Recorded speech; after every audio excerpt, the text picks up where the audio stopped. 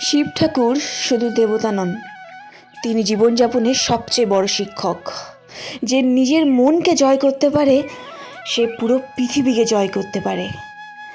শিব আমাদের শেখান বাইরের যুদ্ধ নয়, আসল যুদ্ধ নিজের ভেতরে। রাগ, ভয়, লোভ এগুলো জিততে পারলেই জীবন বদলায়। নীরবতাই সবচেয়ে বড় শক্তি। শিব ধ্যানমগ্ন, চুপচাপ। সব সময় কথা বলা নয়, সময় মতো চুপ থাকতে পারাটাই আসল শক্তির পরিচয়। সব ধ্বংসের মধ্যেই নতুন সৃষ্টির শুরু লুকিয়ে থাকে। শিব ধ্বংসের দেবতা, কিন্তু সেই ধ্বংসই নতুন জীবনের পথ বানায়। জীবনের কষ্ট মানেই শেষ নয়, ওটাই নতুন শুরু। আসক্তি ছেড়ে দিতে পারলেই মুক্তি আসে। শিবের কাছে কিছু নেই, তবুও তিনি পরিপূর্ণ। বেশি আঁকড়ে ধরলে কষ্ট বাড়ে, ছাড়তে পারলেই শান্তি।